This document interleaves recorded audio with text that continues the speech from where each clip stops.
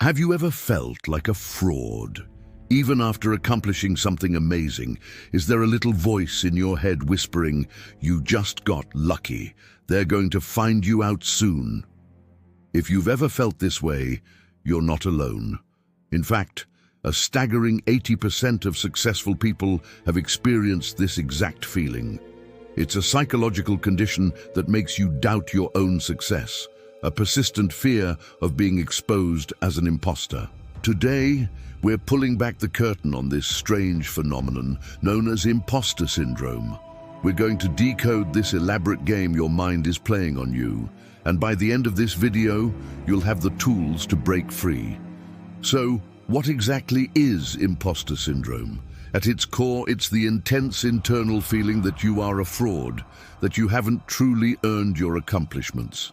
You might look at your achievements, that promotion, that degree, that award, and chalk it all up to luck, good timing, or simply brute force hard work. You struggle to internalize your own skills, your own talents, and the genuine value you bring. It's a paradox, isn't it? This feeling is most common among high achievers, the very people who, from the outside, seem to have it all together. Why? Because imposter syndrome is often fueled by a powerful and relentless engine, perfectionism. The fear of making a mistake, of not being the absolute best, becomes so overwhelming that it overshadows any sense of accomplishment. It's important to understand this isn't just a simple lack of self-confidence. You might be confident in many areas of your life. The real issue here is a cognitive distortion called misattribution. You misattribute your success to external factors, luck, circumstance, or other people's help, instead of acknowledging your own capabilities. It's like winning a race and believing the wind pushed you across the finish line, not your own strength and training. This syndrome operates in a vicious, self-perpetuating cycle, and understanding it is the first step to breaking it. It all starts with the first phase, high anxiety.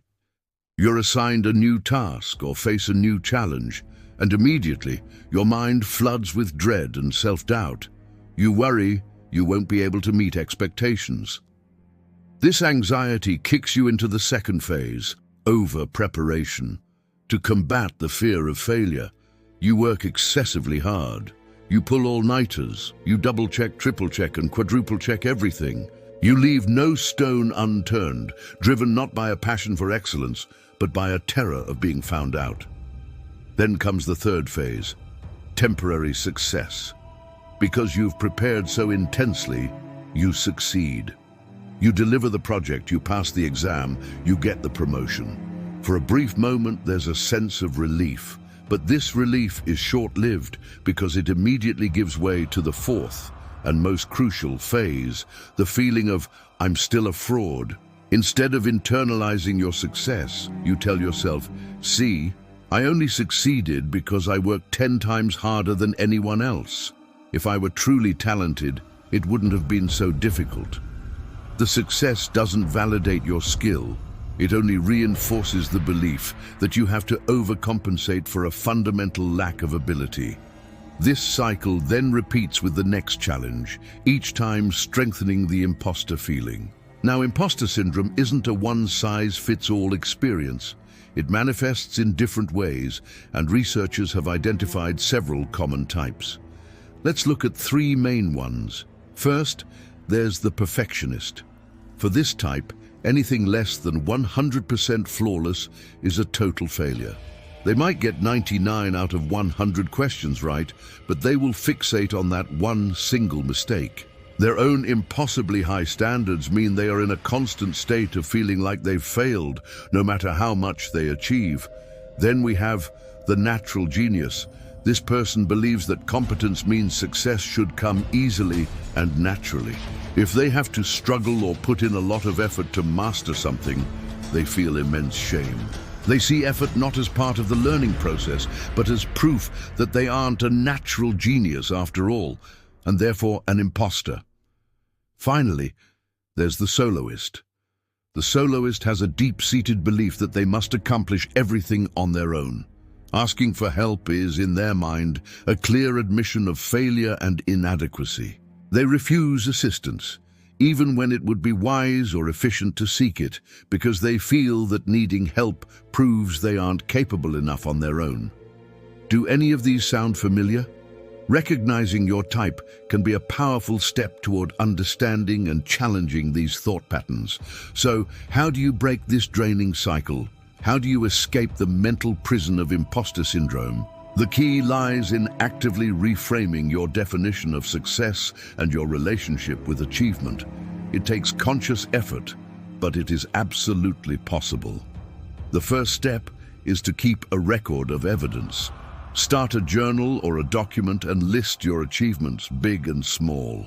For each one, deliberately write down the skills and talents you used to accomplish it. Did you finish a complex project? Acknowledge your project management skills, your creativity, your persistence. The goal is to create an objective, factual record that directly contradicts the fraudulent feelings. The second step is to objectify your feelings. Learn to separate feeling from fact. The thought, "I feel like a fraud," is very different from the statement, "I am a fraud." Recognize that feelings are not facts. Acknowledge the feeling, there's that imposter feeling again, and then let it pass without accepting it as reality. The third step is to ask for help. This is especially crucial for the soloists out there. Start to normalize asking for assistance. Realize that all successful people, without exception, have had help along the way. Collaboration is a sign of strength, not weakness. Finally, the fourth step, let go of perfectionism. Embrace the idea that done is better than perfect. Aim for 80% completion and be willing to accept it. Perfection is an impossible standard that sets you up for failure. By allowing for imperfection, you give yourself permission to be human, to learn, and to grow without the constant fear of not being good enough. The ultimate goal is to internalize your own successes. This isn't about arrogance, it's about giving yourself the credit you rightfully deserve. It is the key to true mental and professional freedom. Remember, the chains of imposter syndrome are forged in your mind, and you hold the key to unlock them. Your accomplishments are real, your skills are valid, and you deserve your success. If you found this exploration into the mind helpful, please hit that subscribe button and share it. Your support helps this psychological wisdom reach more people who might need to hear it, and you won't want to miss our next mystery. We're diving deep into a legend that has captivated and divided the scientific world for centuries, the lost city of Atlantis. See you then.